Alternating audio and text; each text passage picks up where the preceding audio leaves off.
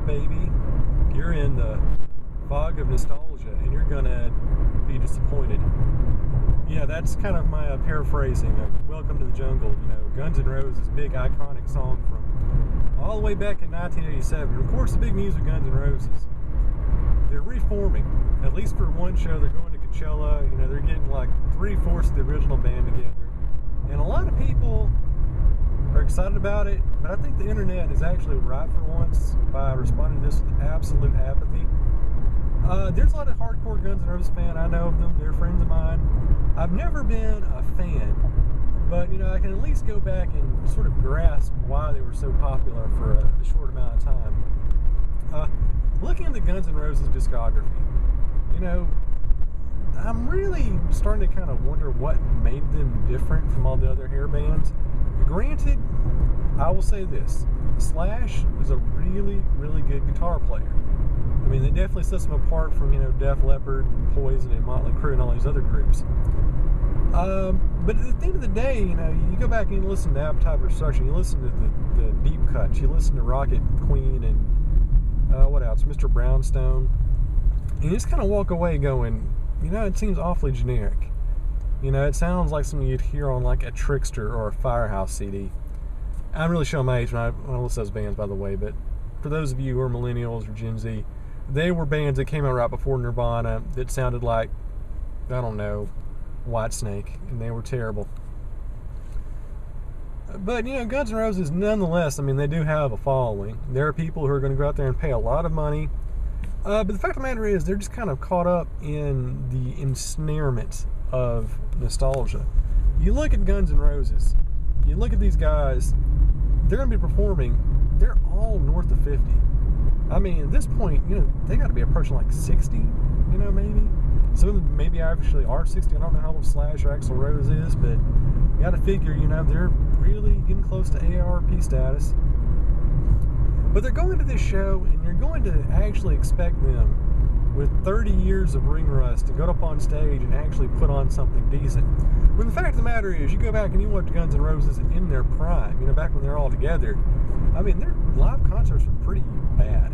And I'm not saying that like subjectively. That's an objective thing. Axl can never hit the high notes. He's always a prima donna. He's canceling shows early. Izzy and Duff, were too drunk to really do anything. All in all, they weren't a great live band when they were, arguably a great band. And here we are, 3 decades later, and you're expecting them to capture magic that never existed in the first place.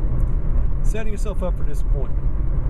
Now, I know in the past I've gotten into a bit of trouble talking about why I think certain bands, and we're not going to name them, but there's a couple, like the Beatles and Led Zeppelin, who I've given, really long, well thought out, reasonable reasons as to why I think they're overrated. And of course, people respond by giving me death threats and acting like absolute, jackaninnies. And I guess with this one, I'm probably going to stir a lot of ire of Guns N' Roses fans, but just hear me out. I'm not saying that they are a terrible band as a statement of fact. I'm saying that as a statement of personal opinion. You may think they're great. The fact that I do not like them does not change that ideology of yours one iota. That said, I do think there are a couple of reasons to kind of at least reasonably throw out the fact that maybe Guns N' Roses was not a good band at all. And I'll throw out a couple reasons. Number one, when you look at Guns N' Roses and basically their library, this was a band that was really only around for, 4 or 5 years? Okay, Appetite for Destruction comes out in 87. They do basically a glorified EP. Then they do Use Your Illusion 1 and 2. And then a cover album. And then nothing. You had to wait all those years. Then Axl Rose went insane and teamed up with a dude who wears a KFC bucket on his head. Called it Guns N' Roses, and it was just atrocious. Not that I'm considering Chinese Democracy to be actual Guns N' Roses. That was something just completely... I don't even know what that was. All these years later, almost 10 years later, I'm still trying to grasp what allegedly I heard. But yeah, you look at that, they only had 3 studio albums. Their impact was very short-lived. By 1992, they were pretty much done, as an actual band. really that impressive of a library. I mean, I will give or take, a couple of songs like Appetite for Destruction. I'll give you November Rain. But just looking at the overall, legacy they leave behind, there's not a whole lot to it. I mean, most of the tracks on Appetite for Destruction are filler.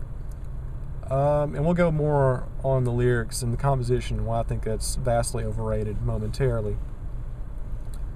But it's just not there. I mean, you got maybe 2, 3, 4 good songs, and the rest are just kind of there.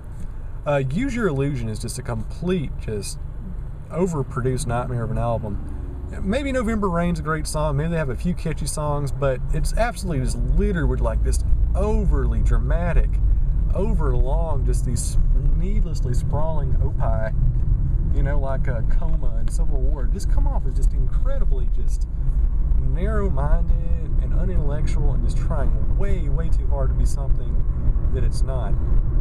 And, Axl Rose, he can do a lot of things. He cannot do stirring socio-political commentary. Goes without saying.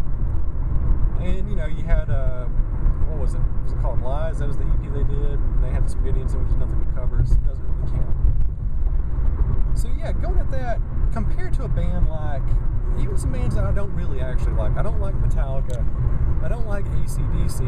But at least I can admit that they actually have, a pretty robust library. They have at least a decade or so of producing, solid or at least consistent content. Whereas Guns N' Roses had 4 years, 5 years tops. So I think for doing so little as a band, that their vaunted reputation is just a little bit unnecessary. Now, as far as the music itself,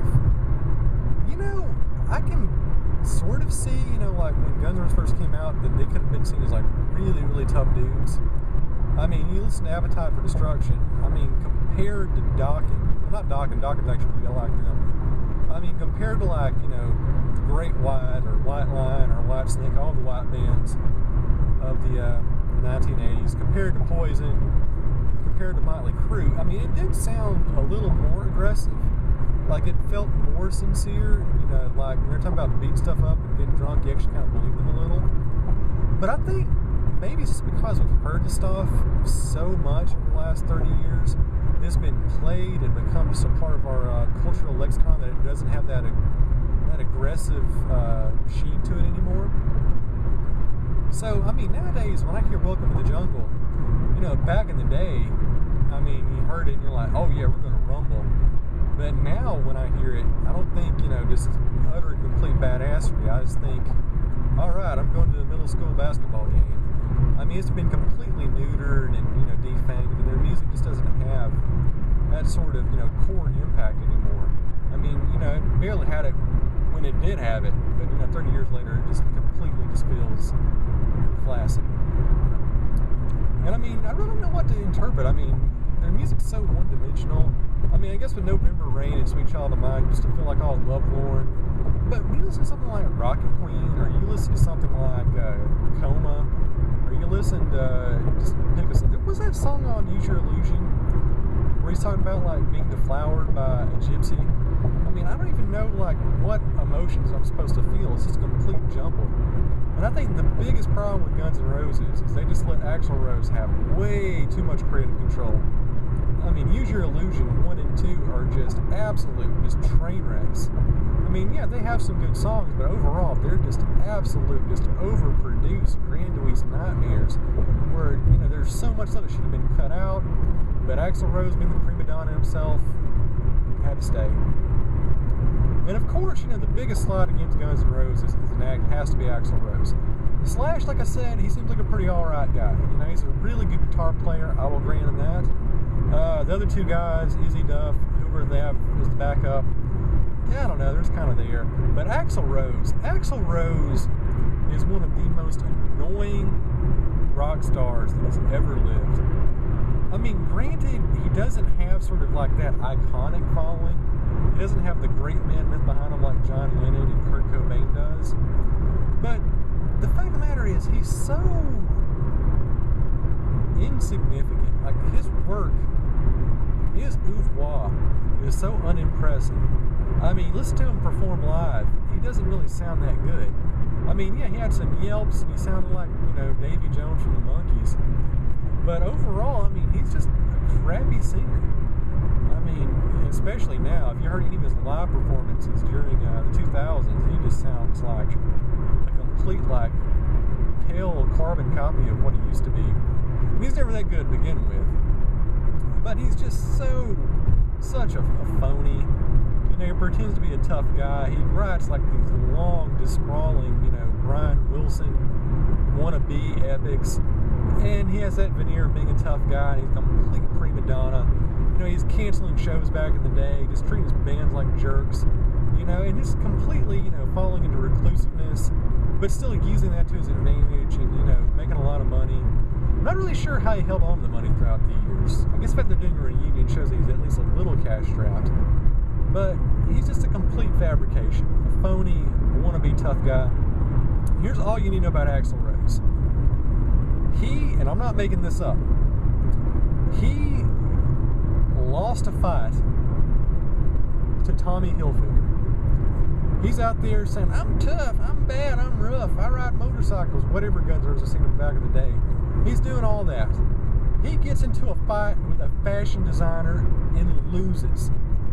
That's all you need to know about Axl Rose as a human being. A complete fraud, an incredibly overrated musician, a terrible songwriter, and just really a completely fabricated and overrated pop cultural construct, in my opinion. Like I said, all this is not to say that it's the objective truth, because it's not. It's just my opinion. You could be a fan. You know what? What I believe doesn't really impact you and your fandom one iota. But at least, if you're going to respond, if you're going to, criticize me, at least kind of bring up some real-world examples. Refute what I say. Give me something tangible. And I look forward to the Flame War because, welcome to the internet jungle, baby.